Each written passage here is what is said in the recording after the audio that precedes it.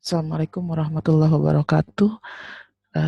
Kita jumpa kembali dalam pembelajaran ekonomi. Untuk kali ini yang akan kita bahas adalah tentang analisis transaksi persamaan dasar akuntansi.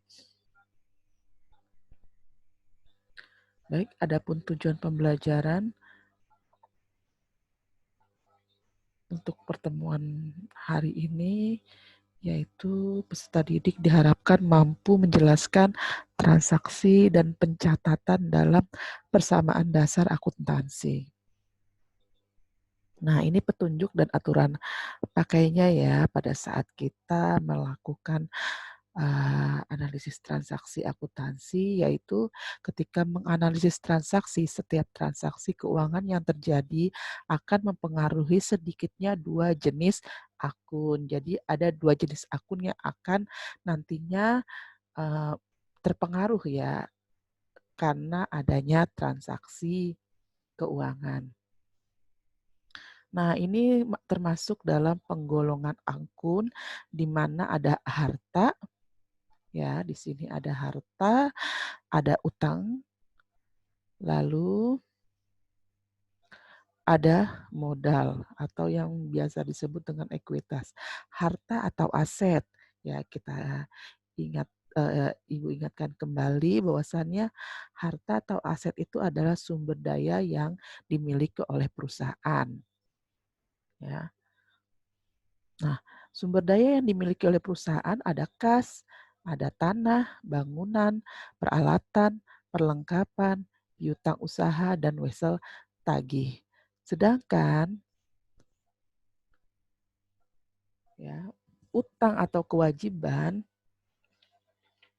yaitu segala tanggung jawab perusahaan ya pada saat ini yang timbul dari peristiwa masa lampau atau masa lalu yang belum terselesaikan. Nah, utang atau kewajiban atau yang biasa disebut dengan liabilitas itu berupa utang usaha, wesel bayar, lalu beban yang masih harus dibayar, pendapatan diterima di muka, utang bank, utang hipotek, dan utang obligasi. Nah, penggolongan akun yang ketiga yaitu modal atau yang biasa disebut dengan ekuitas. Berupa investasi, ya, pendapatan ini akan menambah modal, lalu beban ini akan mengurangi modal, serta prive dan juga akan mengurangi modal. Nah, ya.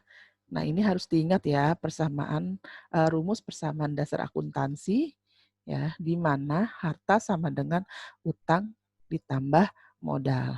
Sedangkan aset sama dengan kewajiban ditambah ekuitas.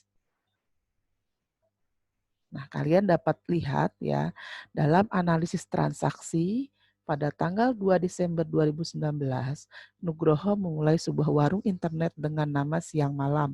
Untuk modal awal, Nugroho menyetorkan uang pribadinya sebesar Rp 600 juta ke rekening perusahaan. Nah, masih ingat ya, tadi ya yang harus diingat dalam suatu transaksi yaitu dua akun tadi ya. Nah, ini pertama ya, Nugroho memiliki modal awal 600 juta. Nah, modal awal ini ya akan dimasukkan ke rekening perusahaan. Jadi yang dicatat dalam transaksi atau analisis transaksi akuntansi yaitu yang pertama adalah modal Nugroho yang kita masukkan dalam ekuitas yaitu modal Nugroho sebesar 600 juta. Lalu yang bertambah apalagi? Karena dimasukkan ke dalam rekening perusahaan, maka yang bertambah adalah kas, yaitu sebesar 600 juta. Nah, sisi kiri dan sisi kanan itu harus sama ya jumlahnya. Nah, pada tanggal 5 Desember 2019 dibeli perlengkapan secara kredit.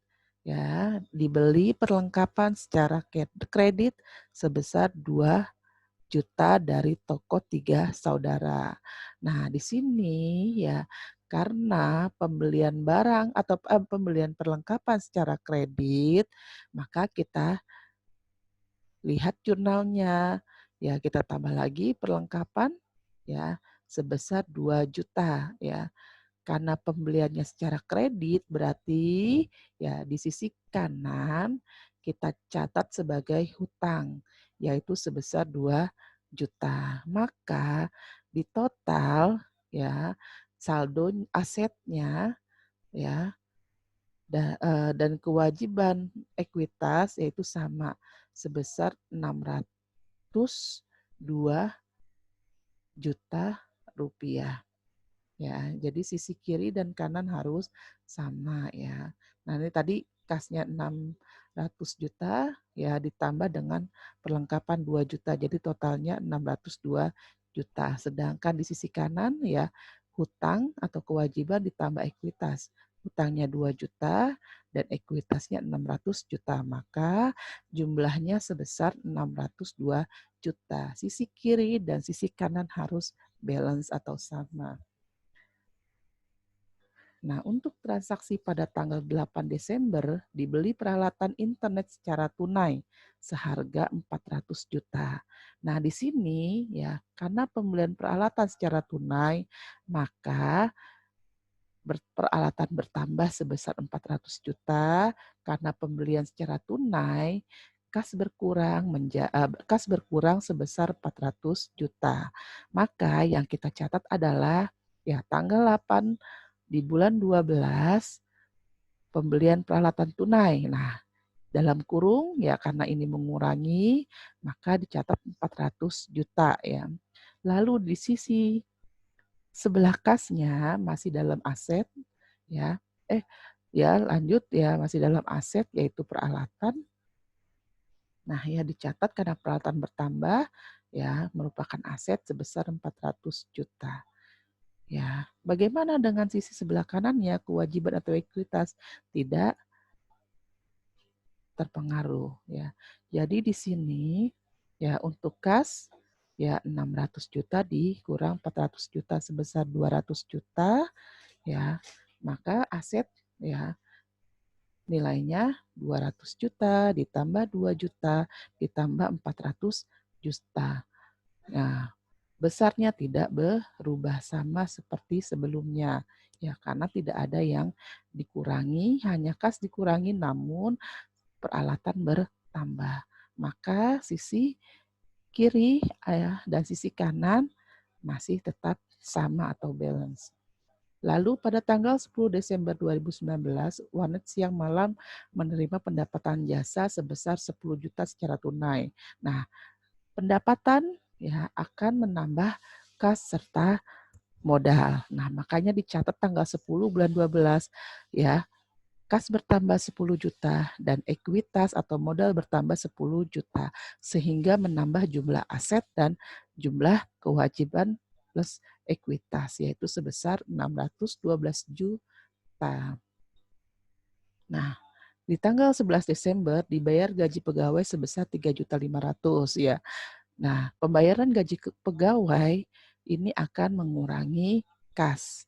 Nah, kita lihat pencatatannya tanggal 11 bulan 12 di dalam kurung ya karena ini mengurangi kas dicatat sebesar 3.500.000. Apalagi yang berkurang yaitu modal. Modal berkurang sebesar 3.500.000. Sehingga ya setelah kas dikurangi ya jumlahnya 206.500.000 ditambah 2 juta ditambah 400 juta. Maka total aset sebesar 608.500.000. Sedangkan sisi kanannya ya hutang masih tetap, lalu ekuitas karena dikurangi 3.500.000 maka jumlahnya 600 juta ya 606.500.000. Maka jumlah saldonya ya sisi kanan 608.500.000. Maka sisi kiri dan sisi kanan tetap sama. Nah, di tanggal 12 Desember dibayar hutang sebesar 1 juta. Hutang akan mengurangi kas dan juga ya karena kita bayar hutang, jadi hutangnya pun berkurang. Ya, tanggal 12 bulan 12 ya dibayar hutang sebesar 1 juta, maka mengurangi kas, kasnya menjadi 200 juta, 205.500.000 ya, sedangkan hutang ya karena kita bayar hutang jadi jumlah hutangnya berkurang sebesar 1 juta. Maka ya setelah dijumlahkan totalnya menjadi 607.500.000. Sisi kanan pun sama seperti itu. Nah, pada tanggal 15 Desember, Nugroho mengambil uang tunai dari perusahaan untuk keperluan pribadinya sebesar 3 juta. Nah, keperluan pribadi ini sama aja dengan prive ya. Ini mengurangi kas ya di tanggal 15 mengurangi kas lalu mengurangi modal. Maka jumlah kasnya 202.500.000 sedangkan jumlah modalnya 603.500. Maka total aset dan serta kewajiban plus ekuitas sebesar 604.500. Nah, dengan demikian dapat kita catat dalam jurnal ya persamaan dasar akuntansi ya warnet siang malam persamaan dasar akuntansi per 31 Desember 2019 di mana ya terdapat tanggal ya aset tadi ya terdiri dari kas, perlengkapan dan peralatan, lalu kewajiban plus ekuitas yaitu berupa hutang dan modal Nugroho tadi ya. Nah, di sini ada keterangan. Nah, dicatatlah tanggal sesuai dengan urutan transaksi ya. Setelah kita satukan ya pencatatannya seperti ini. Jadi di tanggal 2 ini ya adalah modal awal ya atau yang kita bisa tulis di keterangan investasi atau modal awal ya. Setelah itu di tanggal 5 ya ada pencatatan yaitu berupa pembelian perlengkapan secara hutang atau kredit ya. Nah, ini tanda merah ini ya ini adalah ya tanda pengurangan ya.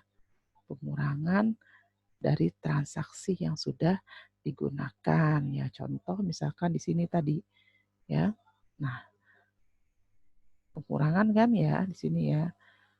Dikurang dibeli peralatan ya secara tunai sebesar 400 juta, maka kas mengurangi ya kas dikurang pembelian peralatan. Nah, ini hasilnya. Ini hasil dari jumlah ya, jumlah setiap transaksi ya. Sampai dengan terakhir ya diambil untuk kebutuhan pribadi ya. Kebutuhan pribadi Nugroho sebesar 3 juta. Nah, ini jumlah sebelumnya 205.500 setelah diambil atau dikurangi 3 juta maka totalnya 202.500 ya. Nah, ini adalah cara penghitungan ya jurnal ya untuk persamaan dasar akuntansi. Ya, Ibu harap kalian dapat memahami materi pada hari ini dan apabila masih ada yang kurang paham, boleh langsung bisa menanyakannya ke Ibu ya. Baik, demikian pembelajaran pada hari ini ya. Tetap semangat belajar dari rumah dan selalu jaga kesehatan. Wassalamualaikum warahmatullahi wabarakatuh.